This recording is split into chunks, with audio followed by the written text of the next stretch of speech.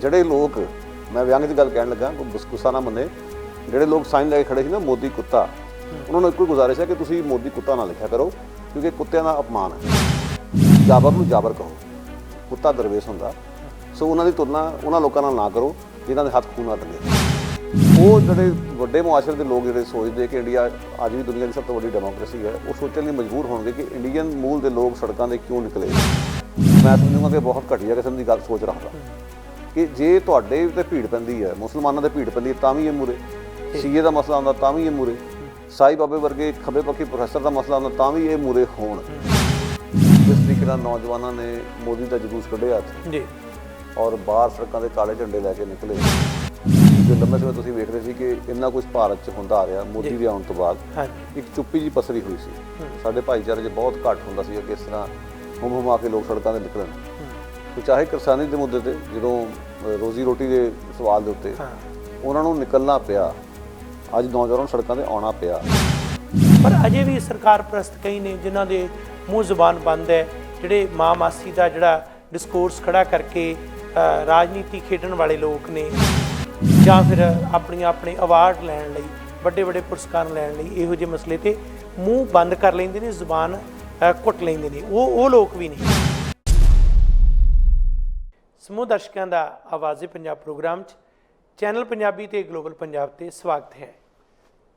ਕਿਸਾਨਾਂ ਦੇ ਮਸਲੇ ਤੇ ਜੋ ਭਾਰਤ ਦੇ ਵਿੱਚ 3 ਆਰਡੀਨੈਂਸ ਜਾਰੀ ਕੀਤੇ ਗਏ ਕਾਨੂੰਨ ਵੀ ਬਣ ਗਏ ਕਾਨੂੰਨ ਬਣਨ ਤੋਂ ਬਾਅਦ ਹੁਣ ਲਾਗੂ ਕਿਵੇਂ ਹੁੰਦੇ ਨੇ ਇਹ ਦੇਖਣਾ ਬਹੁਤ ਇਸ ਵੇਲੇ ਆਵਾਜ਼ ਉੱਠ ਰਹੀ ਹੈ। ਸੱਤਾਧਾਰੀ ਪਾਰਟੀ ਦਾ ਵਿਰੋਧ ਹੋ ਰਿਹਾ ਸਰਕਾਰ ਦੇ ਉਲਟ ਨੇ ਲੋਕ ਇੱਥੋਂ ਤੱਕ ਕਿ ਉਹਨਾਂ ਦੇ ਅਲਾਇੰਸ ਵਾਲੀਆਂ ਪਾਰਟੀਆਂ ਵੀ ਇੱਕ ਇੱਕ ਕਰਕੇ ਕਰ ਰਹੀਆਂ ਨੇ। ਇਹ ਸਾਰਾ ਕੁਝ ਜਦੋਂ ਹੋ ਰਿਹਾ ਤਾਂ ਇਸ ਦਾ ਅਸਰ ਐਟ ਲਾਰਜ ਵੀ ਪੈ ਰਿਹਾ ਭਾਵ ਜਿਹੜਾ ਪੰਜਾਬੀ ਡਾਇਸਪੋਰਾ ਜਾਂ ਇੰਡੀਅਨ ਡਾਇਸਪੋਰਾ ਕੁੱਲ ਦੁਨੀਆ ਭਰ ਦੇ ਵਿੱਚ ਹੈ ਉੱਥੇ ਵੀ ਆਵਾਜ਼ ਉੱਠ ਰਹੀ ਹੈ। ਖਾਸ ਤੌਰ 'ਤੇ ਪੰਜਾਬ ਨਾਲ ਸੰਬੰਧ ਜਿਹੜੇ ਨੌਜਵਾਨ ਨੇ ਜਾਂ ਸੰਸਥਾਵਾਂ ਨੇ ਅਤੇ ਇਸ ਤੋਂ ਇਲਾਵਾ ਹੋਰ ਵੀ ਜਿਹੜੀਆਂ ਦਲਿਤ ਭਾਈਚਾਰੇ ਨਾਲ ਸੰਬੰਧਿਤ ਜਾਂ ਬਾਕੀ ਸੰਸਥਾਵਾਂ ਨੇ ਉਹ ਸਾਰੀਆਂ ਇਹ ਸੋਚਦੀਆਂ ਕਿ ਜੋ ਇਹ ਹੋ ਰਿਹਾ ਹੈ ਇਹ ਕਿਸਾਨਾਂ ਦੇ ਹੱਕ ਕਿਸ ਤਰੀਕੇ ਨਾਲ ਖੋਏ ਜਾ ਰਹੇ ਨੇ। ਇਹ ਮਸਲਾ ਜਿਹੜੇ 3 ਇਹ ਆਰਡੀਨੈਂਸ ਨੇ ਜਿਨ੍ਹਾਂ ਦੇ ਬੇਸ 'ਤੇ ਸਰਕਾਰ ਨੇ ਇਹ ਕਿਹਾ ਕਿ 3 ਸੁਧਾਰ ਕਾਨੂੰਨ ਬਣਾ ਰਹੇ ਆ। ਸੁਧਾਰ ਤਾਂ ਕੀ ਹੋਣਾ ਜੋ ਵਿਗਾੜ ਪਹਿਲਾਂ ਸੀ ਉਸ ਤੋਂ ਵੀ ਹੋਰ ਵਿਗਾੜ ਪਿਆ। ਇਹ ਮਸਲਾ ਇੰਨਾ ਗੰਭੀਰ ਹੈ ਕਿ ਇਹਨੂੰ ਲੈ ਕੇ ਰੈਲੀਆਂ ਵੀ ਹੋਈਆਂ ਵੀਕਐਂਡ 'ਤੇ ਕੈਨੇਡਾ ਦੇ ਵੱਖ-ਵੱਖ ਹਿੱਸਿਆਂ 'ਚ ਇੱਥੇ ਵੀ BC ਦੇ ਵਿੱਚ ਵੀ ਅਤੇ ਅਲਬਰਟਾ 'ਚ ਵੀ ਬਾਕੀ ਥਾਵਾਂ 'ਤੇ ਵੀ ਇਸ ਤਰ੍ਹਾਂ ਵਿਸ਼ਵ ਦੇ ਵਿੱਚ ਬਾਕੀ ਹਿੱਸਿਆਂ 'ਚ ਇਹ ਪ੍ਰਭਾਵ ਹੋਇਆ। ਸਰਕਾਰ ਦੀ ਤੁਆ ਹੋਈ ਇਸ ਗੱਲ ਦੀ ਕਾਫੀ ਨੁਕਤਾਚੀਨੀ ਹੋਈ ਹੈ। ਇਹ ਗੱਲ ਬਿਲਕੁਲ ਸਹੀ ਹੈ ਕਿ ਜਿਹੜੇ ਪਿਛਲੇ ਸਮੇਂ ਜਿਨ੍ਹਾਂ ਬਾਦਸ਼ਾਹਾਂ ਦੀ ਅਸੀਂ ਗੱਲ ਕਰਦੇ ਸਾਂ ਉਹ ਬਾਦਸ਼ਾਹ ਕੁਝ ਇਸ ਤਰ੍ਹਾਂ ਦੇ ਸਨ ਜਿਨ੍ਹਾਂ ਨੇ ਲੋਕਾਂ ਦੇ ਹਿੱਤਾਂ ਦੇ ਫੈਸਲੇ ਨਾ ਲੈ ਕੇ ਲੋਕਾਂ ਦੇ ਵਿਰੁੱਧ ਫੈਸਲੇ ਲਏ। ਉਹਨਾਂ ਨੂੰ ਅਜੇ ਤੱਕ ਲੋਕ ਨਿੰਦੇ ਨੇ ਅਤੇ ਉਹਨਾਂ ਦੀ ਜੋ ਸਦੀਆਂ ਪਿੱਛੇ ਸਾਨੂੰ ਲੈ ਕੇ ਜਾਣ ਦੀ ਸੋਚ ਹੈ ਉਹ ਅੱਜ ਵੀ ਨਜ਼ਰ ਆ ਰਹੀ ਹੈ।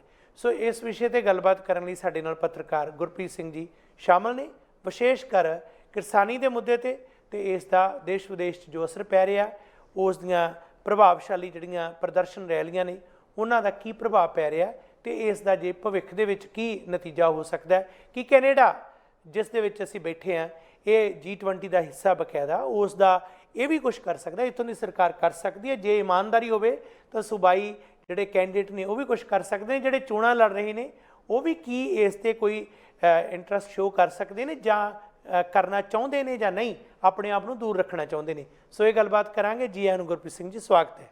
ਬਹੁਤ ਸ਼ੁਕਰੀਆ ਗੁਰਦਾਸ ਸਿੰਘ ਜੀ ਮੰਚ ਮੁਹੱਈਆ ਕਰਨ ਲਈ ਧੰਨਵਾਦ। ਇਸ ਵੇਲੇ ਸਾਰਿਆਂ ਤੋਂ ਪ੍ਰਮੁੱਖ ਜਿਹੜਾ ਇਸ਼ੂ ਹੈ ਖਾਸ ਤੌਰ 'ਤੇ ਮੈਂ ਦੇਖ ਰਿਹਾ ਸੀ ਨੌਜਵਾਨਾਂ ਦੇ ਵਿੱਚ ਕਮਾਲ ਦੀ ਗੱਲ ਹੈ ਕਿ ਸਰੀ ਦੇ ਵਿੱਚੋਂ ਜਿੱਥੋਂ ਗੱਲ ਸ਼ੁਰੂ ਕਰੀਏ ਇੱਕ ਰੈਲੀ ਹੋਈ ਕਿਸਾਨਾਂ ਦੇ ਹੱਕ ਦੇ ਵਿੱਚ ਹੋਈ। ਬੇਸ਼ੱਕ ਇਸ ਦਾ ਇਨੀਸ਼ੀਏਟਿਵ ਗੁਰਦੁਆਰਾ ਸਾਹਿਬਾਨਾਂ ਨੇ ਮੁੱਖ ਤੌਰ 'ਤੇ ਲਿਆ ਕੁਝ ਹੋਰ ਸੰਸਥਾਵਾਂ ਨੇ ਵੀ ਰੈਲੀਆਂ ਕੱਢੀਆਂ ਪਰ ਉਸ ਗੁਰਦੁਆਰਾ ਸੰਸਥਾਵਾਂ ਦੇ ਇਨੀਸ਼ੀਏਟਿਵ ਤੋਂ ਬਾਅਦ ਦੇਖਣ ਨੂੰ ਮਿਲਿਆ ਕਿ ਸੈਂਕੜਿਆਂ ਦੀ ਤਾਦਾਦ ਦੇ ਵਿੱਚ ਗੱਡੀਆਂ ਜਿਹੜੀਆਂ ਸਨ ਉਹ ਇੱਥੋਂ ਚੱਲ ਕੇ ਹਾਲੈਂਡ ਪਾਰਕ ਵੱਲ ਗਈਆਂ ਜਾਂ ਰਸਤਿਆਂ ਦੇ ਵਿੱਚ ਦੇਖੀਆਂ ਗਈਆਂ ਜਿਨ੍ਹਾਂ ਦੇ ਇਹ ਵਾਰ-ਵਾਰ ਜਿਹੜੇ ਪ੍ਰਮੁੱਖ ਸਲੋਗਨ ਸਨ ਕਿ ਕਿਸਾਨੀ ਜਿਹੜੀ ਹੈ ਪੰਜਾਬ ਕਿਸਾਨ ਮਜ਼ਦੂਰ ਏਕਤਾ ਜਿੰਦਾਬਾਦ ਉਸ ਦੇ ਪ੍ਰਮੁੱਖ ਆਧਾਰ ਸਨ। ਬੇਸ਼ੱਕ ਉਸ ਦੇ ਵਿੱਚ ਜਿਹੜੇ ਅਗਾਂਹਵਧੂ ਸੰਸਥਾਵਾਂ ਵੀ ਨੇ ਉਸ ਦੇ ਵਿੱਚ ਜਿਹੜੀਆਂ ਕੁਝ ਸੰਸਥਾਵਾਂ ਜਿਹੜੀਆਂ ਨੇ ਦਲਿਤ ਭਾਈਚਾਰੇ ਵਾਲੇ ਲੋਕ ਪੀੜਤ ਨੇ ਮਜ਼ਦੂਰ ਵਰਗ ਨੇ ਸੰਬੰਧਿਤ ਅਤੇ ਉਸ ਤੋਂ ਇਲਾਵਾ ਜਿਨ੍ਹਾਂ ਨੂੰ ਅਸੀਂ ਆਮ ਕਰਕੇ ਰੱਦ ਕਰਨ ਲਈ ਕਹਿੰਦੇ ਨੇ ਜੀ ਖਾਲਿਸਤਾਨੀ ਪੱਖੀ ਗੁਰਦੁਆਰੇ ਨੇ ਬਹੁਤ ਸੌਖਾ ਇੱਕੋ ਦਮ ਆਲੋਚਨਾ ਕਰ ਦਿੰਦੇ, ਪਰ ਉਹਨਾਂ ਨੇ ਜਿਸ ਦਿਲਚਸਪੀ ਦੇ ਨਾਲ ਇਹਨਾਂ ਗੁਰਦੁਆਰਿਆਂ ਨੇ ਇਸ ਰੈਲੀ ਦੇ ਵਿੱਚ ਸ਼ਮੂਲੀਅਤ ਕੀਤੀ, ਉਹ ਇਹ ਭਾਵ ਸੀ ਕਿ ਦਰਦ ਜਿਹੜਾ ਹੈ, ਜੇ ਪੰਜਾਬ ਉੱਜੜ ਰਿਹਾ ਜਾਂ ਦੇਸ਼ ਦੇ ਵਿੱਚ ਕੋਈ ਕਮਜ਼ੋਰ ਵਰਗ ਉੱਜੜ ਰਿਹਾ, ਤਾਂ ਅੱਜ ਸਾਡੀ ਇਹ ਜ਼ਰੂਰਤ ਹੈ ਕਿ ਅਸੀਂ ਆਵਾਜ਼ ਬੁਲੰਦ ਕਰੀਏ। ਤੇ ਨੌਜਵਾਨਾਂ ਨੇ ਇਹਨਾਂ 'ਚ ਉਵੇਂ ਦਿਲਚਸਪੀ ਦਿਖਾਈ ਜਿਵੇਂ ਕਿ ਮੁੱਦਾ ਜਿਹੜਾ ਹੈ ਬੜਾ ਇੰਪੋਰਟੈਂਟ ਹੋਵੇ। ਬਾਹਰ ਬੈਠਿਆਂ ਨੂੰ ਵੀ ਇਹ ਕਿਹਾ ਜਾ ਰਿਹਾ ਉਹਨਾਂ ਵੱਲੋਂ ਕਿ ਜੀ ਕਿਸਾਨਾਂ ਦੇ ਜਿਹੜੇ ਹੱਕ ਹੋਏ ਜਾ ਰਹੇ ਨੇ ਜਾਂ ਉਹਨਾਂ ਦੀਆਂ ਜ਼ਮੀਨਾਂ ਤੇ ਕਬਜ਼ੇ ਕੀਤੇ ਜਾ ਰਹੇ ਨੇ, ਕਾਰਪੋਰੇਟ ਘਰਾਣੇ ਕਿਸ ਤਰੀਕੇ ਨਾਲ ਉਹਨਾਂ ਨੂੰ ਆਪਣੇ ਕੈਪਚਰਸ ਲੈ ਰਹੇ ਨੇ, ਕਿਸ ਤਰ੍ਹਾਂ ਕੰਟਰੈਕਟ ਦੇ ਬੇਸ ਤੇ ਖੇਤੀ ਕਰਕੇ ਉਹਨਾਂ ਦੇ ਹੱਕਾਂ ਨੂੰ ਜਿਹੜਾ ਹੈ ਉਹਨਾਂ ਤੋਂ ਖੋਇਆ ਜਾ ਰਿਹਾ। ਸੋ ਇਹ ਸਾਰੇ ਮੁੱਦੇ ਦੇ ਉੱਪਰ ਤੁਹਾਡੇ ਕੀ ਵਿਚਾਰ ਨੇ? ਪਹਿਲੀ ਗੱਲ ਤਾਂ ਮੈਨੂੰ ਬਹੁਤ ਖੁਸ਼ੀ ਹੈ ਗੁਰਿੰਦਰ ਸਿੰਘ ਜੀ ਕਿ ਸਰੀ ਦੇ ਵਿੱਚ ਐਡਾ ਵੱਡਾ ਇਕੱਠ ਹੋਇਆ ਜੀ, ਐਡੀ ਵੱਡੀ ਰੈਲੀ ਹੋਈ, ਜਿਸ ਤਰੀਕੇ ਨਾਲ ਨੌਜਵਾਨਾਂ ਨੇ ਮੋਦੀ ਦਾ ਜਲੂਸ ਕੱਢਿਆ ਇੱਥੇ ਜੀ, ਔਰ ਬਾਹਰ ਸੜਕਾਂ ਦੇ ਕਾਲੇ ਝੰਡੇ ਲੈ ਕੇ ਨਿਕਲੇ, ਸਰਕਾਰ ਵਿਰੋਧੀ ਆਪਣਾ ਪ੍ਰਦਰਸ਼ਨ ਉਹਨਾਂ ਨੇ ਕੀਤਾ। ਇਸ ਗੱਲ ਦਾ ਮੈਨੂੰ ਬਹੁਤ ਚਾਅ ਹੈ, ਮੈਨੂੰ ਬੜੀ ਖੁਸ਼ੀ ਹੈ, ਕਿਉਂਕਿ ਲੰਬੇ ਸਮੇਂ ਤੁਸੀਂ ਵੇਖ ਰਹੇ ਸੀ ਕਿ ਇੰਨਾ ਕੁਝ ਭਾਰਤ 'ਚ ਹੁੰਦਾ ਆ ਰਿਹਾ ਮੋਦੀ ਦੇ ਆਉਣ ਤੋਂ ਬਾਅਦ। ਇੱਕ ਚੁੱਪੀ ਜੀ ਪਸਰੀ ਹੋਈ ਸੀ, ਸਾਡੇ ਭਾਈਚਾਰੇ 'ਚ ਬਹੁਤ ਘੱਟ ਹੁੰਦਾ ਸੀਗਾ ਕਿ ਇਸ ਤਰ੍ਹਾਂ ਹੁਮ-ਹੁਮਾ ਕੇ ਲੋਕ ਸੜਕਾਂ 'ਤੇ ਨਿਕਲਣ। ਸੋ ਚਾਹੇ ਕਿਸਾਨੀ ਦੇ ਮੁੱਦੇ 'ਤੇ, ਜਦੋਂ ਰੋਜ਼ੀ ਰੋਟੀ ਦੇ ਸਵਾਲ ਦੇ ਉੱਤੇ ਉਹਨਾਂ ਨੂੰ ਨਿਕਲਣਾ ਪਿਆ, ਅੱਜ ਨੌਜਵਾਨਾਂ ਨੂੰ ਸੜਕਾਂ 'ਤੇ ਆਉਣਾ ਪਿਆ, ਹੱਥ 'ਚ ਬੋਰਡ ਚੱਕੇ ਹੋਏ ਮੋਦੀ ਦੇ ਖਿਲਾਫ, ਇਹ ਬਹੁਤ ਵਧੀਆ ਇੱਕ ਚੰਗੀ ਡਿਵੈਲਪਮੈਂਟ ਹੋਈ ਹੈ। ਮੈਂ ਉਹਨਾਂ ਨੌਜਵਾਨਾਂ ਨੂੰ ਵਧਾਈ ਦਿੰਦਾ ਇਸ ਗੱਲ ਦੀ ਕਿ ਉਹਨਾਂ ਨੇ ਅਜਿਹਾ ਕੀਤਾ। ਉਹ ਜਿਹੜੀ ਚੁੱਪੀ ਸੀਗੀ ਮੁਆਸ਼ਰੇ 'ਚ, ਉਸ ਨੂੰ ਤੋੜ ਦਿੱਤਾ ਉਹਨਾਂ ਨੇ। ਸੋ ਇਹ ਹੁਣ ਚੁੱਪੀ ਜਿਹੜੀ ਵਿਦੇਸ਼ਾਂ 'ਚ ਟੁੱਟੀ ਹੈ, ਇਹ ਬਹੁਤ ਚੰਗੀ ਗੱਲ ਹੋਈ ਹੈ। ਇਸ ਦਾ ਇੱਕ ਫਾਇਦਾ ਇਹ ਹੋਊਗਾ ਕਿ ਜਿਹੜੇ ਹੁਣ ਤੱਕ ਸੋਚਦੇ ਆ ਰਹੇ ਨੇ, ਅਕਸਰ ਅੰਗਰੇਜ਼ੀ ਅਖਬਾਰਾਂ 'ਚ ਦੇਖਿਆ ਜਦੋਂ ਕੋਈ ਇੰਡੀਆ 'ਚ ਇਲੈਕਸ਼ਨ ਹੁੰਦੀ, ਖਬਰਾਂ ਹੁੰਦੀਆਂ ਕਿ ਵਰਲਡਸ ਲਾਰਜੈਸਟ ਡੈਮੋਕ੍ਰੇਸੀ 'ਚ ਇਲੈਕਸ਼ਨ ਹੋਈ, ਇੰਨੇ % ਵੋਟ ਲੈ ਕੇ ਫਲਾਣਾ ਜਿੱਤਿਆ, ਫਲਾਣਾ ਹਰਿਆ। ਉਹ ਜਿਹੜੇ ਵੱਡੇ ਮੁਆਸ਼ਰੇ ਦੇ ਲੋਕ ਜਿਹੜੇ ਸੋਚਦੇ ਕਿ ਇੰਡੀਆ ਅੱਜ ਵੀ ਦੁਨੀਆ ਦੀ ਸਭ ਤੋਂ ਵੱਡੀ ਡੈਮੋਕ੍ਰੇਸੀ ਹੈ, ਉਹ ਸੋਚਣ ਲਈ ਮਜਬੂਰ ਹੋਣਗੇ ਕਿ ਇੰਡੀਅਨ ਮੂਲ ਦੇ ਲੋਕ ਸੜਕਾਂ 'ਤੇ ਕਿਉਂ ਨਿਕਲੇ ਆ, ਸਵਾਲ ਕਰਨਗੇ। ਪਹਿਲੀ ਗੱਲ। ਦੂਜੀ ਗੱਲ, ਜਿਹੜੇ ਸਰੀ ਡਾਟਾ ਗੁਰੂ ਘਰ ਨੂੰ ਉਸਦਾ ਸਿਰਾ ਜਾਂਦਾ ਕਿ ਜਿਨ੍ਹਾਂ ਨੇ ਪਹਿਲ ਕਦਮੀ ਕੀਤੀ, ਉਹਨਾਂ ਨੇ ਆਪਣੇ ਗਰਾਊਂਡ 'ਚ ਰੱਖਿਆ, ਇਕੱਠ ਇੰਨਾ ਵੱਡਾ ਹੋ ਗਿਆ ਅਖੀਰ ਹਾਲੈਂਡ ਪਾਰਕ ਸ਼ਿਫਟ ਕਰਨਾ ਪਿਆ। ਪਹਿਲ ਕਦਮੀ ਉਹਨਾਂ ਦੀ ਸੀ ਜੀ। ਔਰ ਮੈਂ ਇੱਥੋਂ ਹੀ ਗੱਲ ਸ਼ੁਰੂ ਕਰੂੰਗਾ, ਜਿਹੜੇ ਖਾਲਿਸਤਾਨੀ ਕਹਿ ਕੇ ਉਹਨਾਂ ਨੂੰ ਭੰਡਦੇ ਆ। ਹੁਣ ਸਵਾਲ ਇਹ ਉੱਠਦਾ ਕਿ ਜਦੋਂ ਕਸ਼ਮੀਰੀਆਂ ਦਾ ਮਸਲਾ ਹੁੰਦਾ ਤਾਂ ਵੀ ਇਸ ਗੁਰੂ ਘਰ ਦੇ ਜਾਂ ਇਸ ਭਾਈਚਾਰੇ ਦੇ ਲੋਕ ਅੱਗੇ ਹੋਣਗੇ, ਚਾਹੇ ਉਹ ਖਾਲਿਸਤਾਨੀ ਨੇ। ਜੇ ਕੋਈ ਅਨਿਆਂ ਹੁੰਦਾ ਕਿਸੇ ਦਲਿਤ ਨਾਲ, ਪ੍ਰੋਫੈਸਰ ਸਾਹਿਬ ਬਾਬੇ ਦੀ ਗੱਲ ਹੁੰਦੀ, ਤਾਂ ਵੀ ਇਹ ਲੋਕ ਮੁਰੇ ਆਏ ਨੇ। ਜਦੋਂ ਇਹਨਾਂ ਨੇ ਕੋਈ ਕਿਸੇ ਗੱਲ ਦੀ ਪਹਿਲ ਕਦਮੀ ਕੀਤੀ ਜਾਂ ਅਗਵਾਈ ਲੈਣ ਦੀ ਕੋਸ਼ਿਸ਼ ਕੀਤੀ ਤਾਂ ਇਹਨਾਂ ਨੂੰ ਖਾਲਿਸਤਾਨੀ ਕਹਿ ਕੇ ਕੋਈ ਭੰਡਦਾ, ਉਹ ਬੇਸਿਕਲੀ ਮਤਲਬ ਮੈਂ ਸਮਝੂੰਗਾ ਕਿ ਬਹੁਤ ਘਟੀਆ ਕਿਸਮ ਦੀ ਗੱਲ ਸੋਚ ਰੱਖਦਾ ਕਿ ਜੇ ਤੁਹਾਡੇ ਤੇ ਭੀੜ ਪੈਂਦੀ ਹੈ, ਮੁਸਲਮਾਨਾਂ ਤੇ ਭੀੜ ਪੈਂਦੀ ਹੈ, ਤਾਂ ਵੀ ਇਹ ਮੁਰੇ। ਸੀਏ ਦਾ ਮਸਲਾ ਹੁੰਦਾ ਤਾਂ ਵੀ ਇਹ ਮੁਰੇ। ਸਾਈ ਬਾਬੇ ਵਰਗੇ ਖੱਬੇ ਪੱਖੀ ਪ੍ਰੋਫੈਸਰ ਦਾ ਮਸਲਾ ਹੁੰਦਾ ਤਾਂ ਵੀ ਇਹ ਮੁਰੇ ਹੋਣ। ਤੇ ਜਦੋਂ ਕੋਈ ਕਰੋਪੀ ਆਉਂਦੀ ਹੈ ਤਾਂ ਵੀ ਖਾਲਸਾ ਏਡ ਵਰਗੇ ਗਰੁੱਪ ਮੁਰੇ ਆਏ। ਪਰ ਜਦੋਂ ਇਹਨਾਂ ਦੇ ਭੀੜ ਪੈਂਦੀ ਉਦੋਂ ਤੁਸੀਂ ਕਿੱਥੇ ਹੁੰਦੇ ਹੋ? ਤੇ ਅੱਜ ਕਿਸਾਨੀ ਦਾ ਮੁੱਦਾ, ਕਿਉਂਕਿ ਜਿਹੜੇ ਪੰਜਾਬ ਦੇ ਸਿੱਖ ਕਿਸਾਨ ਨੇ ਉਹਨੂੰ ਕਿਸ ਤਰ੍ਹਾਂ ਵੇਖ ਰਹੇ, ਉਹਨੂੰ ਆਪਣੇ ਹੋਣ ਦੇ ਪ੍ਰਸ਼ਨ ਨਾਲ ਜੋੜ ਕੇ ਵੇਖ ਰਹੇ।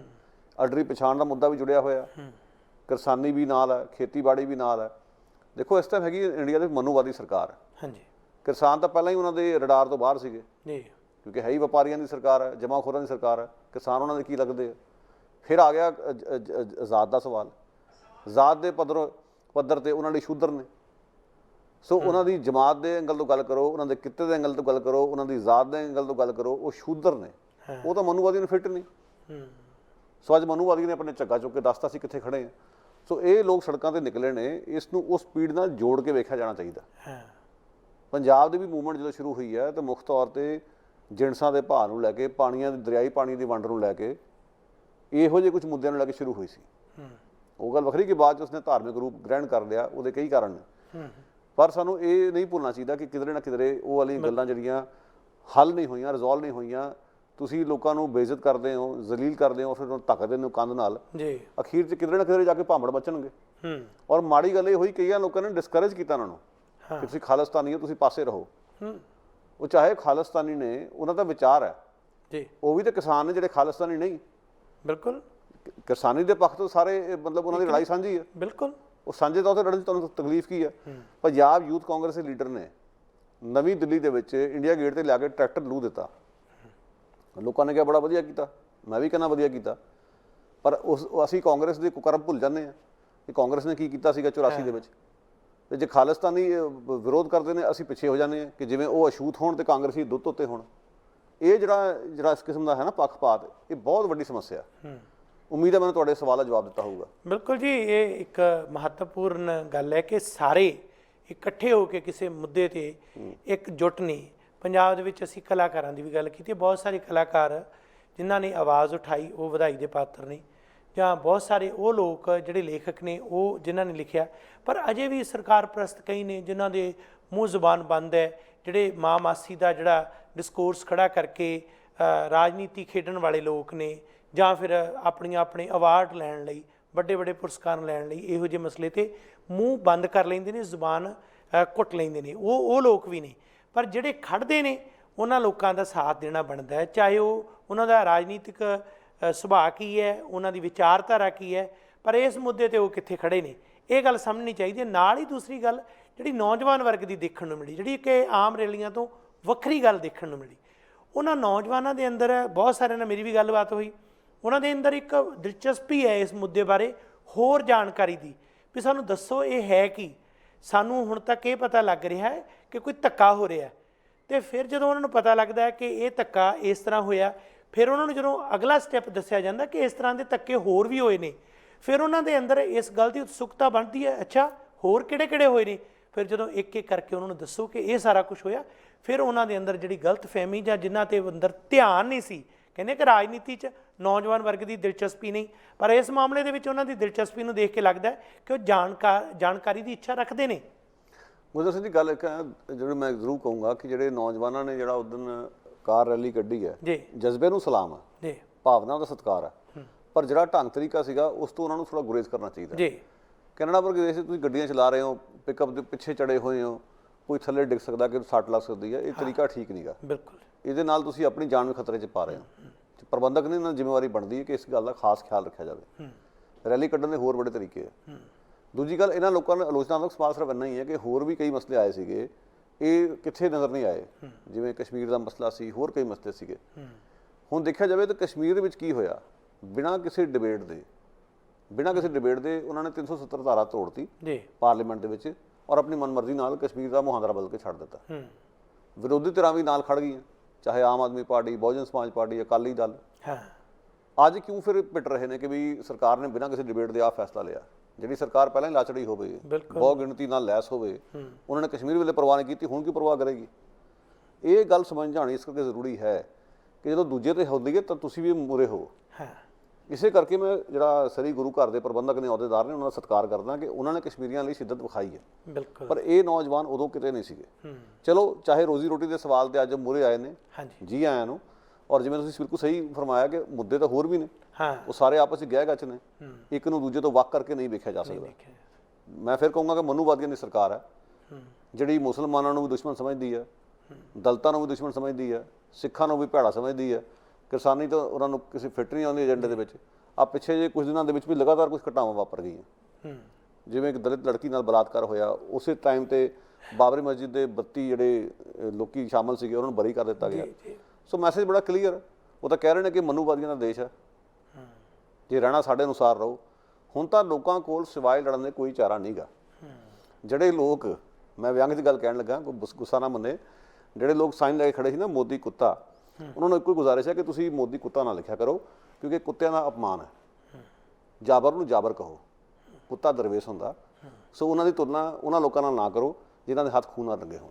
ਇੱਕ ਬੜੀ ਕਮਾਲ ਦੀ ਗੱਲ ਹੈ ਕਿ ਅਸੀਂ ਆਮ ਕਰਕੇ ਜਦੋਂ ਤਸ਼ਬੀਹ ਜਾਂ ਸ਼ਬਦਾਵਲੀ ਵਰਤਦੇ ਹਾਂ, ਕਈ ਵਾਰ ਕਈ ਕਿਸਮ ਦੀਆਂ ਇਸ ਤਰ੍ਹਾਂ ਦੀਆਂ ਹੁੰਦੀਆਂ ਜਿਹੜੀਆਂ ਕਿ ਮੁਨਾਸਬ ਨਹੀਂ, ਬਲਕਿ ਜਦੋਂ ਅਸੀਂ ਡਿਕਟੇਟਰਸ਼ਿਪ ਦੀ ਗੱਲ ਕਰਦੇ ਹਾਂ, ਜਬਰ ਦੀ ਗੱਲ ਕਰਦੇ ਹਾਂ, ਜਾਂ ਤਸ਼ੱਦਦ ਦੀ ਗੱਲ ਕਰਦੇ ਹਾਂ, ਤਾਂ ਮੈਂ ਇੱਕ ਵਾਰ ਇਹ ਲਿਖਿਆ ਵੀ ਸੀ ਉਹ ਉਸ ਦੋਹੇ ਦੇ ਵਿੱਚ, ਜਿਹੜਾ ਕਿ ਇਸ ਗੱਲ ਨੂੰ ਪੇਸ਼ ਕਰਦਾ ਸੀ ਕਿ ਪੁਰਾਤਨ ਸਮੇਂ ਜਾਬਰ ਜਿਹੜੇ ਹਾਕਮ ਸਨ ਜਾਂ ਮੌਜੂਦਾ ਹਾਕਮ ਨੇ, ਉਹਨਾਂ ਦੇ ਸਬੰਧ ਦੇ ਵਿੱਚ ਉਹ ਘਟਨਾਕ੍ਰਮ ਅੱਜ ਤਾਜ਼ਾ ਹੋ ਗਈ ਹੈ, ਜਿਹਦੇ ਕੁਝ ਬੋਲ ਸਨ ਕਿ ਦਿੱਤੀ ਅੱਜ ਦੇ ਬਾਦਸ਼ਾਹ ਤੁਗਲਕ ਨੂੰ ਵੀ ਮਾਤ, ਦਿੱਤੀ ਅੱਜ ਦੇ ਬਾਦਸ਼ਾਹ ਤੁਗਲਕ ਨੂੰ ਵੀ ਮਾਤ, ਸਦੀਆਂ ਪਿੱਛੇ ਹਿੰਦ ਨੂੰ ਲੈ ਗਈ ਮਨ ਕੀ ਬਾਤ। ਕਿਆ ਬਾਤ। ਸੋ ਇਹ ਜਿਹੜੀ ਜਿਸ ਕਿਸਮ ਦੀ ਮਨ ਦੀ ਬਾਤ ਆ, ਮਨ ਦੀ ਬਾਤ ਤਾਂ ਫਿਰ ਵੀ ਮਨ 'ਚ ਹੀ ਹੈ।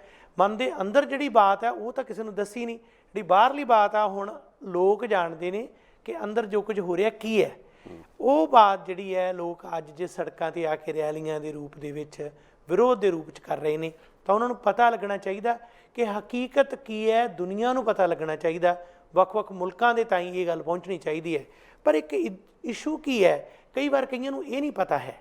ਹੁਣ ਜਿਹੜਾ 3 ਆਰਡੀਨੈਂਸ ਨੇ ਜਿਨ੍ਹਾਂ ਦੇ ਬਾਰੇ ਗੱਲਬਾਤ ਹੈ, ਜੇ ਥੋੜ੍ਹਾ ਜਿਹਾ ਉਹਨਾਂ ਦੀ ਗੱਲ ਕਰੀਏ ਤਾਂ ਇਹ 3 ਆਰਡੀਨੈਂਸ ਜਿਹੜੇ ਬਕਾਇਦਾ ਹੁਣ ਨਹੀਂ, ਇਹ ਤਾਂ 2019 ਤੋਂ ਕੰਮ ਇਹਨਾਂ ਦਾ ਸ਼ੁਰੂ ਹੋ ਗਿਆ ਸੀ। ਉਸ ਤੋਂ ਵੀ ਪਿੱਛੇ ਉਸ ਵੇਲੇ ਜਿਹੜਾ ਅਲਾਇੰਸ ਸੀ ਅਕਾਲੀ ਦਲ ਦਾ, ਬਕਾਇਦਾ ਬੀਜੇਪੀ ਨਾਲ ਸਾਂਝੀ ਸਰਕਾਰ ਸੀ, ਉਸ ਵੇਲੇ ਸ਼ਿਵ ਸੈਨਾ ਵਗੈਰਾ ਉਹ ਵੀ ਸਾਰੇ ਇਕੱਠੇ ਹੀ ਸਨ। ਹੁਣ ਇਹ ਅਲੱਗ-ਅਲੱਗ ਹੋਏ ਨੇ। ਪਰ ਇਸ ਇਸ਼ੂ 'ਤੇ ਜੇਕਰ ਦੇਖੀਏ ਕਿ ਉਸ ਵੇਲੇ ਪਹਿਲਾਂ ਇਹ ਪ੍ਰਾਈਮ ਮਿਨਿਸਟਰ ਜਿਹੜਾ ਉਸ ਨੇ ਬਕਾਇਦਾ ਤੌਰ 'ਤੇ ਜਿਹੜਾ ਗਠਨ ਕੀਤਾ, ਜਿਹੜਾ ਕਿ ਨੀਤੀ ਆਯੋਗ ਹੈ ਬਕਾਇਦਾ, ਉਸ ਦੇ ਵਿੱਚ ਕੁਝ ਨੀਤੀਆਂ ਨਿਰਧਾਰਿਤ ਕੀਤੀਆਂ ਗਈਆਂ ਸਨ ਕਿ ਇੱਕ ਜਿਹੜੀ ਹੈ ਆਰਡੀਨੈਂਸ ਦੀ ਗੱਲ ਬਕਾਇਦਾ ਚੱਲੇਗੀ ਜਿਨ੍ਹਾਂ ਦੇ ਵਿੱਚ ਕਿਸਾਨਾਂ ਨਾਲ ਸੰਬੰਧਿਤ ਹੋਏਗੀ।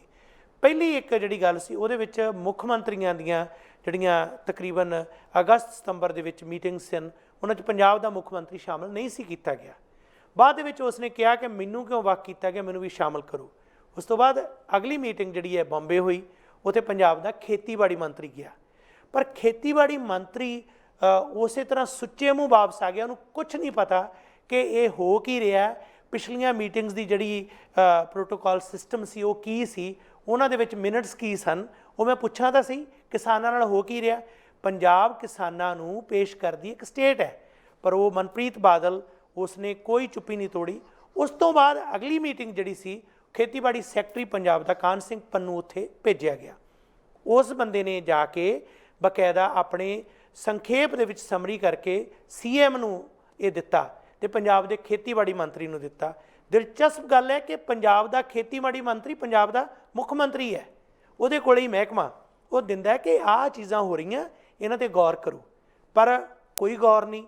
ਉਸ ਅਗਸਤ ਸਤੰਬਰ ਤੋਂ ਲੈ ਕੇ ਮਾਰਚ ਆ ਗਿਆ, ਕੋਵਿਡ ਦਾ ਟਾਈਮ, ਕੋਵਿਡ-19 ਦੇ ਪ੍ਰਭਾਵ ਅਧੀਨ ਦੁਨੀਆ ਦੇ ਵਿੱਚ ਕਾਂਬਾ ਛਿੜਿਆ ਪਿਆ, ਕੀ ਹੋ ਰਿਹਾ। ਪਰ ਐਨ ਉਹ ਸਮਾਂ ਚੁਣਿਆ ਗਿਆ ਕਿ ਨਵੇਂ 3 ਜਿਹੜੇ ਐਸੇ ਆਰਡੀਨੈਂਸ ਕਾਲੇ ਕਾਨੂੰਨ ਬਣਾਏ ਜਾਣ ਜਦੋਂ ਲੋਕ ਸੜਕਾਂ 'ਤੇ ਵੀ ਨਾ ਆ ਸਕਣ।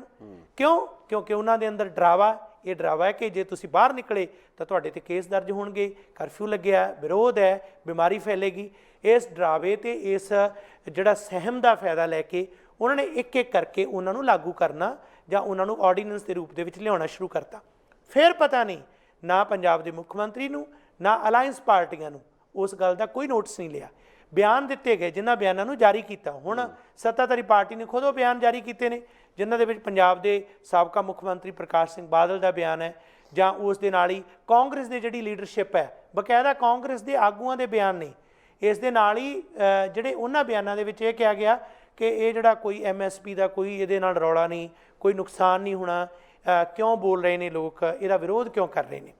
ਫਿਰ ਜਿਹੜੇ ਤਿੰਨੇ ਅਲੱਗ-ਅਲੱਗ ਜਿਹੜੇ ਇਹ ਕਾਨੂੰਨ ਬਣਾਏ ਗਏ ਨੇ, ਜਿਨ੍ਹਾਂ ਦੇ ਵਿੱਚੋਂ ਨਿਰਧਾਰਿਤ ਕੀਤਾ ਗਿਆ ਕਿ ਜੋ ਸਵਾਮੀਨਾਥਨ ਕਮਿਸ਼ਨ ਦੀਆਂ ਰਿਪੋਰਟਸ ਸਨ, ਜਿਨ੍ਹਾਂ ਦੀਆਂ ਰਿਕਮੈਂਡੇਸ਼ਨ ਲਾਗੂ ਕਰਨ ਲਈ ਲੋਕ ਜ਼ੋਰ ਪਾ ਰਹੇ ਸਨ ਕਿ MSP ਬਕਾਇਦਾ ਜਿਹੜਾ ਘੱਟ ਤੋਂ ਘੱਟ ਨਿਰਧਾਰਿਤ ਮੁੱਲ ਹੈ, ਜਿਹੜੀਆਂ ਫਸਲਾਂ ਉਹਦੇ ਅੰਡਰ ਆਉਂਦੀਆਂ ਨੇ, ਉਹਨਾਂ ਨੂੰ ਤੈਅ ਕੀਤਾ ਜਾਏ।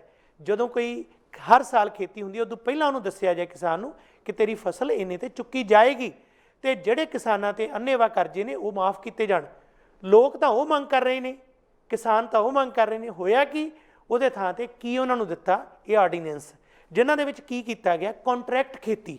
ਉਹ ਖੇਤੀ ਜਿਹਦੇ ਵਿੱਚ ਵੱਡੇ ਕਾਰਪੋਰੇਟ ਘਰਾਣੇ ਸਿੱਧੇ ਆ ਕੇ ਆਪਣੇ ਬਕਾਇਦਾ ਤੌਰ 'ਤੇ 2-2, 4-4 ਹਜ਼ਾਰ ਏਕੜ ਲੈ ਕੇ ਕਿਸਾਨਾਂ ਨੂੰ ਕਹਿਣਗੇ ਤੁਸੀਂ ਆਪਣੇ ਖੇਤਾਂ ਦੇ ਵਿੱਚ ਖੇਤੀ ਕਰੋ, ਪਰ ਇਹ ਏਕੜ ਸਾਡੇ ਨੇ ਅਤੇ ਤੁਹਾਨੂੰ ਇਹਦਾ ਮੁੱਲ ਦੇਵਾਂਗੇ। ਜਾਣੀ ਕਿ ਆਪਣੇ ਖੇਤਾਂ ਦੇ ਵਿੱਚ ਹੀ ਕਿਸਾਨ ਮਜ਼ਦੂਰ ਮੁਜ਼ਾਰੇ ਬਣ ਗਏ, ਉਹਨਾਂ ਦੇ ਗੁਲਾਮ ਬਣ ਗਏ। ਜੇਕਰ ਕੋਈ ਆਪਸ ਵਿੱਚ ਝਗੜਾ ਹੁੰਦਾ ਦੋਨਾਂ ਧਿਰਾਂ ਦਾ, ਤਾਂ ਉਹ ਅਦਾਲਤ 'ਚ ਨਹੀਂ ਜਾ ਸਕਣਗੇ, ਆਰਡੀਨੈਂਸ ਦਾ ਹਿੱਸਾ ਅਦਾਲਤ ਦੇ ਵਿੱਚ ਨਹੀਂ ਜਾ ਸਕਣਗੇ, ਲੋਕਲ ਲੈਵਲ 'ਤੇ ਉਹਨਾਂ ਨੂੰ ਨਿਪਟਾਰਾ ਹੋਏਗਾ। ਇੱਕ ਪਾਸੇ ਕਾਰਪੋਰੇਟ ਘਰਾਣਾ ਅਤੇ ਇੱਕ ਪਾਸੇ 2 ਏਕੜ ਵਾਲਾ ਕਿਸਾਨ, ਅਤੇ ਜੇ ਫੈਸਲਾ ਹੋਏਗਾ ਕਿਹਦੇ ਹੱਕ 'ਚ ਹੋਏਗਾ। ਜ਼ਾਹਰ ਹੈ ਕਿ ਉਹ ਸੱਤਾ ਜਿਹਦੇ ਕੋਲ ਹੈ, ਜਿਨ੍ਹਾਂ ਨੇ ਵੋਟਾਂ ਲੈਣੀਆਂ, ਉਹਦੀ ਸੁਣਨਗੇ। ਅਗਲਾ ਜਿਹੜਾ ਕਦਮ, ਜਿਹੜੀਆਂ FCI ਵਰਗੀਆਂ ਸੰਸਥਾਵਾਂ ਜਿਨ੍ਹਾਂ ਦੇ ਗਡਾਊਨ ਦੇ ਵਿੱਚ, ਕੋਲਡ ਸਟੋਰ ਦੇ ਵਿੱਚ ਰੱਖਿਆ ਜਾਂਦਾ ਸੀ ਅਨਾਜ, ਉਹਨਾਂ ਨੂੰ ਸਿੱਧਾ ਹੀ ਬਾਈਪਾਸ ਕਰਕੇ ਕੀ ਕੀਤਾ ਗਿਆ ਕਿ ਇਹਨਾਂ ਦੇ ਸੈਲੋ ਵੱਡੇ ਕਾਇਮ ਕਰ ਦਿੱਤੇ ਜਾਣ। ਇੱਕ ਜਿਹੜਾ ਜਿਹਦੇ ਵਿੱਚ ਹੈਟ੍ਰਿਕ ਟਨ ਨੂੰ ਜੇਕਰ ਅਸੀਂ ਲਈਏ ਤਾਂ ਮਲਟੀਪਲਾਈ ਕਰੀਏ ਤਾਂ ਉਸ ਦੀ ਪੰਜਾਬ ਦੇ ਇੱਕ ਸੂਬੇ ਨੂੰ ਲੈ ਲਓ ਚਾਹੇ, ਤਾਂ ਕੁੱਲ ਮਿਲਾ ਕੇ 8-10 ਗਡਾਊਨ ਦੇ ਵਿੱਚ, ਸੈਲੋ ਦੇ ਵਿੱਚ ਸਾਰਾ ਅਨਾਜ ਸਮੇਟਿਆ ਜਾ ਸਕਦਾ। ਸੰਗਰੂਰ ਦੇ ਵਿੱਚ 3 ਉਹਨਾਂ ਨੇ ਲਾਏ ਨੇ, ਜਿਨ੍ਹਾਂ 50,000 ਹੈਟ੍ਰਿਕ ਟਨ ਦੀ ਕਪੈਸਿਟੀ ਹੈ, ਅਤੇ ਸਾਰੀਆਂ ਜਿਹੜੀਆਂ ਪੂਰੇ ਸੂਬੇ ਦੀਆਂ ਬੋਰੀਆਂ ਲੱਖਾਂ ਬੋਰੀਆਂ ਉਹਨਾਂ ਦੇ ਵਿੱਚ ਇੱਕੋ ਟਾਈਮ ਤੇ ਜਿਹੜੀਆਂ ਰੱਖੀਆਂ ਜਾ ਸਕਦੀਆਂ। ਪਰ ਜੇ ਉਹ ਕੋਈ ਛੋਟਾ ਕਿਸਾਨ ਆਪਣੀ ਕੋਈ ਫਸਲ ਸੰਭਾਲਦਾ ਰੱਖਦਾ ਹੈ ਤਾਂ ਉਹਦੇ ਤੇ ਕੇਸ, ਉਹਦਾ 1955 ਦਾ ਐਕਟ ਸੋਧ ਦਿੱਤਾ ਗਿਆ ਕਿ ਤੇਰੇ ਤੇ ਇਹ ਕੇਸ ਦਰਜ ਹੋਏਗਾ ਕਿ ਤੂੰ ਇਹ ਇਕੱਠਾ ਕਰ ਰਿਹਾ ਆਪਣੇ ਕੋਲ ਅਨਾਜ, ਜਮਾਖੋਰੀ ਦਾ ਕੇਸ। ਉਹਨਾਂ ਦੇ ਕੇਸ ਨਹੀਂ ਜਿਨ੍ਹਾਂ ਨੇ ਲੱਖਾਂ ਟਨ ਰੱਖਣੇ ਨੇ, ਉਹਨਾਂ ਨੂੰ ਜਦੋਂ ਜ਼ਮੀਨਾਂ ਅਲਾਟ ਕੀਤੀਆਂ, ਉਸ ਵੇਲੇ ਅਕਾਲੀ ਬੀਜੇਪੀ ਅਲਾਇੰਸ ਸਰਕਾਰ ਸੀ, ਉਸ ਵੇਲੇ ਉਹ ਜ਼ਮੀਨਾਂ ਅਲਾਟ ਜਿਹੜੀਆਂ ਕੀਤੀਆਂ ਗਈਆਂ ਉਹਨਾਂ ਦੇ ਉੱਪਰ ਰਜਿਸਟਰੀ ਵੀ ਮਾਫ ਕੀਤੀ ਗਈ। ਇਹ ਉਦਘਾਟਨ ਕਿਹਨਾਂ ਨੇ ਕੀਤੇ? ਸਾਇਲੈਂਟ ਪਾਰਟਨਰ ਕੌਣ ਬੈਠੇ ਨੇ? ਫਿਰ ਸਭ ਤੋਂ ਵੱਡੀ ਗੱਲ ਕਿ ਉਹ ਜਿਹੜੇ ਕਿਸਾਨ ਨੇ ਜਿਹੜੇ ਇਸ ਵੇਲੇ ਤੜਪ ਰਹੇ ਨੇ ਕਿ ਅਸੀਂ ਆਪਣੀ ਹੋਂਦ ਦੇ ਵਾਸਤੇ ਖਤਰਾ ਮਹਿਸੂਸ ਕਰਦੇ ਹਾਂ, ਓਪਨ ਮਾਰਕੀਟ ਖੁੱਲ੍ਹੀ ਮੰਡੀ ਦਾ ਕਨਸੈਪਟ ਲਿਆ ਕੇ ਕੋਈ ਸੂਬਾ ਕਿਤੇ ਆ ਕੇ ਕਿਵੇਂ ਮਰਜ਼ੀ ਵੇਚੇ, ਮੰਡੀਆਂ ਦਾ ਕੋਈ ਹੋਂਦ ਜਿਹੜੀ ਲੋਕਲ ਹੈ ਉਹ ਖਤਮ ਹੈ, ਸਿੱਧੀ ਸੌਦੇਬਾਜ਼ੀ ਤੁਸੀਂ ਕਰ ਸਕਦੇ ਹੋ। ਉਹਦਾ ਨੁਕਸਾਨ ਕੀ ਹੋਏਗਾ? ਕਿਸਾਨ ਕੇਵਲ ਪੰਜਾਬ ਦੇ ਵਿੱਚ ਜਾਂ ਭਾਰਤ ਦੇ ਵੱਖ-ਵੱਖ ਹਿੱਸਿਆਂ 'ਚ ਸਿਰਫ ਇਸ ਕਰਕੇ ਨਹੀਂ ਖੇਤੀ ਕਰਦਾ ਕਿ ਉਹਦਾ ਵਪਾਰ ਹੈ, ਖੇਤੀ ਉਹਦੀ ਆਇਡੈਂਟੀਟੀ ਹੈ, ਖੇਤੀ ਉਹਦੀ ਪਛਾਣ ਹੈ। ਸੋ ਇਹਨਾਂ ਕਾਨੂੰਨਾਂ ਨੇ ਜਿਸ ਤਰੀਕੇ ਨਾਲ ਪਹਿਲਾਂ ਲੱਖਾਂ ਖੁਦਕੁਸ਼ੀਆਂ ਹੋਈਆਂ, ਇੱਕ ਵਾਰ ਕਿਸਾਨ ਦੀ ਮੌਤ ਦੀ ਜ਼ਮੀਨ ਤਿਆਰ ਕਰ ਦਿੱਤੀ ਹੈ, ਜਿਸ ਦੇ ਵਿੱਚ ਕਾਂਗਰਸ ਵੀ ਓਨੀ ਹੀ ਦੋਸ਼ੀ ਹੈ ਜਿਸ ਨੇ ਖੁੱਲ੍ਹੀ ਮੰਡੀ ਤੇ ਵਪਾਰ ਦਾ ਕਨਸੈਪਟ 1990-91 ਦੇ ਵਿੱਚ ਲਿਆਂਦਾ। ਅੱਜ ਜੋ ਮਰਜ਼ੀ ਕਵੇ, ਜੇ ਅੱਜ ਪੁਤਲੇ ਕਾਂਗਰਸ ਦੇ ਵੀ ਸਾੜੇ ਜਾ ਰਹੇ ਨੇ ਬਰਾਬਰ, ਤੇ ਇਹ ਗੱਲ ਵੀ ਸੱਚ ਹੈ। ਤੇ ਇਸ ਵੇਲੇ ਜਦੋਂ ਪੰਜਾਬ ਦੀ ਜਿਹੜੀ ਮੰਤਰੀ ਮੰਡਲ ਦੇ ਵਿੱਚੋਂ ਅਸੀਂ ਆਵਾਜ਼ ਦੇਖਦੇ ਹਾਂ, ਉਹਨਾਂ ਦੀ ਵੀ ਰਾਜਨੀਤੀ ਸਾਹਮਣੇ ਆ ਰਹੀ ਹੈ ਕਿ ਇਨਡਾਇਰੈਕਟਲੀ ਜਿਹੜਾ ਹੈ ਹੁਣ ਚਾਹੇ ਜੋ ਮਰਜ਼ੀ ਰੌਲਾ ਪਾਓ, ਜਦੋਂ ਮੌਕਾ ਸੀ ਉਦੋਂ ਉਹਨਾਂ ਨੇ ਕੁਛ ਨਹੀਂ ਕੀਤਾ, ਉਸ ਵੇਲੇ ਆਵਾਜ਼ ਨਹੀਂ ਬੁਲੰਦ ਕੀਤੀ, ਹੁਣ ਬਹੁਤ ਵੱਡੇ ਵੱਡੇ ਨਾਅਰੇ ਹੈ। ਹੁਣ ਜਦੋਂ ਸੱਪ ਲੰਘ ਗਿਆ ਹੁਣ ਲਕੀਰ ਨੂੰ ਪਿੱਟ ਰਹੇ ਨੇ। ਸੋ ਇਹ ਹਿਸਟਰੀ ਸਾਡੀ ਜਿਹੜੀ ਹੈ ਇਹਨਾਂ ਤਿੰਨੇ ਆਰਡੀਨੈਂਸ ਦੀ, ਜਿਨ੍ਹਾਂ ਨੂੰ ਕਾਨੂੰਨ ਦੀ ਸ਼ਕਲ ਦੇ ਕੇ ਲਾਗੂ ਕੀਤਾ ਜਾਣਾ, ਇਹ ਸਾਡੇ ਸਾਹਮਣੇ ਹੈ। ਕੁਦਰਤ ਜੀ, ਮੈਂ ਪਹਿਲਾਂ ਵੀ ਤੁਹਾਡੇ ਇਸੇ ਮੰਚ ਤੋਂ ਇਹ ਗੱਲ ਕਹਿ ਚੁੱਕਿਆ, ਅੱਜ ਫਿਰ ਦੁਹਰਾਊਂਗਾ ਕਿ ਜਿਹੜੀ ਆਹ ਸਰਕਾਰ ਹੈ ਜੀ, ਉਹਦਾ ਤਾਂ ਸਭ ਨੂੰ ਪਤਾ ਸੀ ਕਿ ਏਜੰਡਾ ਕੀ ਹੈ, ਪਰ ਜਿਹੜੀ ਕਿਸਾਨਾਂ ਦੇ ਨਾਲ ਜਿਹੜਾ ਜੋ ਕੁਝ ਹੋ ਰਿਹਾ ਵਾਪਰ ਰਿਹਾ ਸੀ, ਜ਼ਮੀਨ ਕਾਂਗਰਸ ਵੇਲੇ ਤਿਆਰ ਹੋ ਚੁੱਕੀ ਸੀ। ਉਦਾਰੀਕਰਨ ਦੀਆਂ ਨੀਤੀਆਂ ਜਦੋਂ ਲਾਗੂ ਹੋਈਆਂ, ਅਰੁੰਧਤੀ ਰॉय ਨੂੰ ਦੁਬਾਰਾ ਕੋਟ ਕਰੂੰਗਾ, ਉਹਨੇ ਕਿਹਾ ਸੀ 1999 'ਚ 2 ਜਿੰਦਰੇ ਖੋਲ੍ਹੇ ਗਏ, 2 ਤਾਲੇ ਖੋਲ੍ਹੇ ਗਏ, ਇੱਕ ਸੀ ਰਾਮ ਮੰਦਰ ਦਾ, ਦੂਜਾ ਸੀ ਫ੍ਰੀ ਮਾਰਕੀਟ ਦਾ। ਦੋਨੇ ਤਾਲੇ ਰਾਜੀਵ ਗਾਂਧੀ ਵੇਲੇ ਖੁੱਲ੍ਹੇ, ਔਰ ਮਨਮੋਹਨ ਸਿੰਘ ਨੇ ਜਦੋਂ ਖਜ਼ਾਨਾ ਮੰਤਰੀ ਰਹੇ, ਬਾਅਦ 'ਚ ਪ੍ਰਧਾਨ ਮੰਤਰੀ ਰਹੇ, ਇਹ ਨੀਤੀਆਂ ਉਸ ਤੋਂ ਵੇਲੇ ਚੱਲਦੀਆਂ ਆ ਰਹੀਆਂ। ਕਿਸਾਨਾਂ ਕੋਲੋਂ ਜਿਹੜੀਆਂ ਸਬਸਿਡੀਆਂ ਸਹੂਲਤਾਂ ਖੋਣ ਦੀ ਤਿਆਰੀ ਤਾਂ ਬੜੇ ਚਿਰ ਤੋਂ ਚੱਲ ਰਹੀ ਹੈ ਜੀ। ਸਰਕਾਰ ਤਾਂ ਕਦੋਂ ਦਾ ਹੱਥ ਪਿੱਛੇ ਕਰਕੇ ਬੈਠੀ ਹੈ, ਪਰ ਪੜਾਵਾਂ ਦੇ ਵਿੱਚ ਹੌਲੀ ਹੌਲੀ ਕਿਸਾਨਾਂ ਨੂੰ ਮਾਰ ਰਹੀ ਹੈ। ਜਿਵੇਂ ਕਹਿੰਦੇ ਨਾ ਡੱਡੂ ਨੂੰ ਜਦੋਂ ਮਾਰਨਾ ਹੁੰਦਾ ਨਾ, ਇੱਕ ਪਾਣੀ 'ਚ ਪਾ ਦਿਓ ਕਿਸੇ ਭਾਂਡੇ 'ਚ, ਉਹ ਤੋਂ ਮਗਰੋਂ ਥੱਲੇ ਪੱਠੀ ਲਾ ਦਿਓ। ਜੇ ਪੱਠੀ ਤੁਸੀਂ ਮਤਲਬ ਜਿਹਨੂੰ ਕਹਿੰਦੇ ਥੋੜ੍ਹੀ ਉੱਤੇ ਲਾਓਗੇ ਹੀਟ ਦੇ ਉੱਤੇ, ਤਾਂ ਉਹ ਡੱਡੂ ਹੌਲੀ ਹੌਲੀ ਮਰੂ, ਉਹਨੂੰ ਪਤਾ ਵੀ ਨਹੀਂ ਲੱਗਣਾ। ਤੇ ਉਹ ਵਾਲਾ ਹਾਲ ਕਿਸਾਨਾਂ ਦਾ ਹੈ। ਇਸ ਤੋਂ ਪਹਿਲਾਂ ਵੀ ਬੜੇ ਜਲਵੇ ਵੇਖਣ ਨੂੰ ਮਿਲੇ ਆ। ਹੁਣ RSS ਦਾ ਇੱਕ ਕਿਸਾਨਾਂ ਦਾ ਵੱਖਰਾ ਫਰੰਟ ਬਣਿਆ ਹੋਇਆ ਜੀ, ਸਿਰਫ ਮੂੰਹ ਦਿਖਾਵੇ ਦੀ ਖਾਤਰ। ਸਾਨੂੰ ਯਾਦ ਹੈ, ਮੈਂ ਉਦੋਂ ਟ੍ਰਿਬਿਊਨ 'ਚ ਸੀਗਾ ਤੇ ਵਾਜਪਾਈ ਦੀ ਸਰਕਾਰ ਸੀ, ਐਲਾਨ ਹੋ ਗਿਆ ਜੀ ਜਿਹੜਾ ਯੂਰੀਆ ਦੀਆਂ ਕੀਮਤਾਂ ਵੱਧ ਗਈਆਂ, ਡੀਜ਼ਲ ਮਹਿੰਗਾ ਹੋ ਗਿਆ, ਇਹ ਚੀਜ਼ਾਂ ਕਿਸਾਨਾਂ ਨੂੰ ਪ੍ਰਭਾਵਿਤ ਕਰਦੀਆਂ ਸੀਗੀਆਂ। ਉਹਨਾਂ ਦਾ ਇੱਕ ਆਗੂ ਉੱਥੇ ਤੁਰਿਆ ਫਿਰੇ ਫਿਰੋਜ਼ਪੁਰ, ਉਹਨੇ ਬੜਾ ਬਿਆਨ ਦਿੱਤਾ ਜੀ ਹਮ ਮੋਰਚਾ ਲਗਾਏਂਗੇ। ਉਹ ਨਾਲ ਦੇ ਪੱਤਰਕਾਰ ਨੇ ਪੁੱਛਿਆ ਮੋਰਚਾ ਤੂੰ ਕਿਹਦੇ ਖਿਲਾਫ ਲਾਉਣਾ? ਸਰਕਾਰ ਕੋਈ ਗੋਰਿਆਂ ਦੀ ਹੈ, ਸਰਕਾਰ ਤੁਹਾਡੀ ਆਪਣੀ ਪਾਰਟੀ ਦੀ ਹੈ। ਮਤਲਬ ਲੋਕਾਂ ਨੂੰ ਮੂੰਹ ਚੋਪੜਨ ਵਾਸਤੇ, ਉੱਲੂ ਬਣਾਉਣ ਲਈ ਬਿਆਨ ਦਿੱਤੇ ਜਾਂਦੇ। ਸਰਕਾਰ ਦੀ ਪਹਿਲਾਂ ਹੀ ਮਨਸ਼ਾ ਰਹੀ ਹੈ ਇੰਡੀਅਨ ਸਟੇਟ ਦੀ ਕਿ ਵੀ ਹੌਲੀ ਹੌਲੀ ਸਬਸਿਡੀਆਂ ਖੋਲ੍ਹੀਆਂ ਜਾਣ, ਹੱਥ ਪਿੱਛੇ ਕਰ ਲਿਆ ਜਾਵੇ। ਅੱਜ ਜਦੋਂ ਇੰਨਾ ਰੌਲਾ ਪਿਆ ਤਾਂ ਕਹਿਣ ਲੱਗ ਪਏ MSP ਦੀ ਗੱਲ ਹੀ ਨਹੀਂ ਹੋਈ। ਉਹ ਭਾਵੇਂ ਨਹੀਂ ਹੋਈ, ਪਰ ਬਿਹਾਈਂਡ ਦ ਸੀਨ ਚੱਲ ਰਿਹਾ ਹੈ। ਸੋ ਇਹ ਭੇਲੀ 'ਚ ਗੁੜ ਭਰਨ ਵਾਲੇ ਲੋਕ ਨੇ, ਚਾਹੇ ਕੋਈ ਕਾਂਗਰਸੀ ਹੈ, ਚਾਹੇ ਕੋਈ ਅਕਾਲੀ BJP ਦੇ ਨਾਲ ਜੁੜਿਆ ਹੋਇਆ, ਸਾਰੇ ਕਸੂਰਵਾਰ ਨੇ।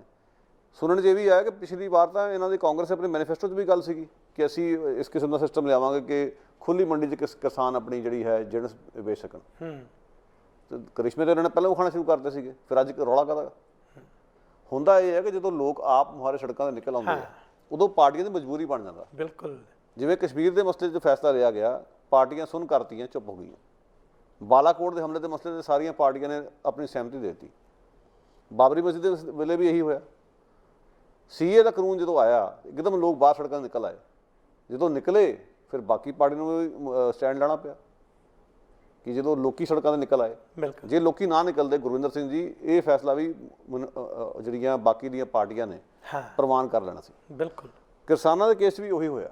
ਪਹਿਲਾਂ ਬਿਆਨ ਵੀ ਸੀ ਪਾਰਟੀਆਂ ਦੇ, ਪਹਿਲਾਂ ਲੀਡਰਾਂ ਦੇ ਬਿਆਨ ਹੋਰ ਨੇ, ਕਿਉਂਕਿ ਇਹ ਤਾਂ ਕਦੋਂ ਦਾ ਕਹਿੰਦੇ ਆ ਰਹੇ ਕਿ ਜੀ ਖੇਤੀ ਹੁਣ ਲਾਹੇਵੰਦ ਸੌਦਾ ਨਹੀਂ ਰਿਹਾ, ਸਰਕਾਰੀ ਨੌਕਰੀਆਂ ਹੁਣ ਮਿਲ ਨਹੀਂ ਸਕਦੀਆਂ, ਨਵੀਆਂ ਓਪਰਚੁਨਿਟੀਜ਼ ਪੈਦਾ ਕੀਤੀਆਂ ਜਾਣ। ਸੋ ਇਹ ਤਾਂ ਜਿਹੜੀ ਹੁਣ ਰੀੜ੍ਹ ਦੀ ਹੱਡੀ ਆ ਖੇਤੀਬਾੜੀ, ਭਾਰਤ ਦੀ ਆਰਥਿਕਤਾ ਦੀ ਰੀੜ੍ਹ ਦੀ ਹੱਡੀ ਆ। 90% ਭਾਰਤ ਪਿੰਡਾਂ 'ਚ ਵਸਦਾ ਆ।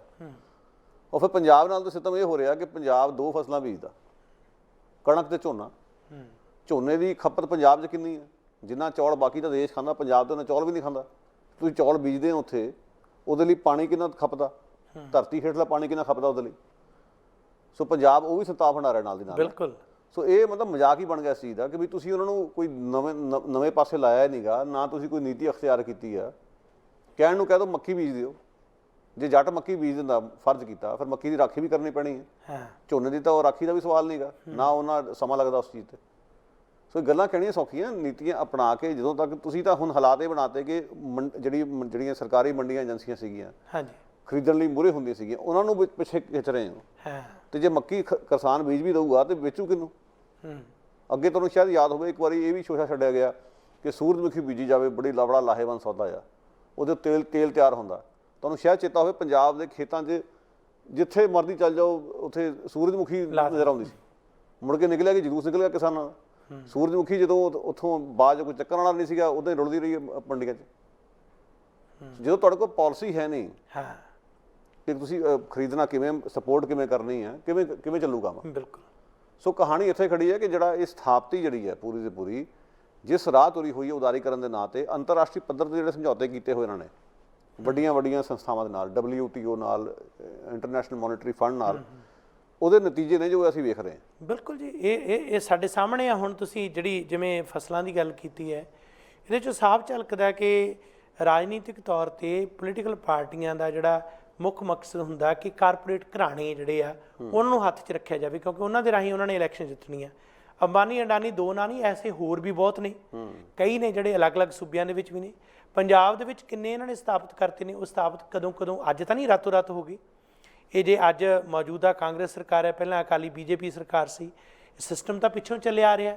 ਪਰ ਲੋਕਾਂ ਦਾ ਜਿਹੜਾ ਵਿਰੋਧ ਹੈ, ਵਿਰੋਧ ਨੂੰ ਦੇਖ ਕੇ ਜਿਹੜਾ ਪੋਲੀਟੀਕਲ ਪਾਰਟੀਆਂ ਨੇ ਟਰਨ ਲਿਆ, ਤੇ ਹੁਣ ਹਰ ਕੋਈ ਇਹਦਾ ਕ੍ਰੈਡਿਟ ਲੈਣ ਨੂੰ ਵੀ ਫਿਰਦਾ। ਜਦ ਕਿ ਅਸਲੀਅਤ ਇਹ ਹੈ ਕਿ ਲੋਕ ਰੋਸ ਜਿਹੜਾ ਹੈ ਉਹ ਭਾਰਤ ਦੇ ਵਿੱਚ ਵੀ, ਪੰਜਾਬ 'ਚ ਤੇ ਵਿਦੇਸ਼ਾਂ 'ਚ ਜਿੰਨੇ ਪੰਜਾਬੀ ਵਸਦੇ ਨੇ, ਸਿੱਖ ਡਾਇਸਪੋਰਾ ਜਿਹੜਾ ਹੈ ਜਿਸ ਕਿਸਮ ਦਾ ਰੋਸ ਪ੍ਰਗਟ ਕਰ ਰਿਹਾ, ਉਹਨੇ ਇਸ ਨੂੰ ਹੁਣ ਇੰਟਰਨੈਸ਼ਨਲ ਇਸ਼ੂ ਬਣਾ ਦਿੱਤਾ ਕਿ ਠੀਕ ਹੈ ਕਿ ਹੁਣ ਤੱਕ ਇਹ ਕਿਹਾ ਜਾ ਰਿਹਾ ਸੀ ਕਿ ਸਭ ਤੋਂ ਵੱਡੀ ਡੈਮੋਕ੍ਰੇਸੀ ਹੈ, ਲੋਕਾਂ ਦੇ ਹਿੱਤਾਂ ਦੀ ਗੱਲ ਹੁੰਦੀ ਹੈ।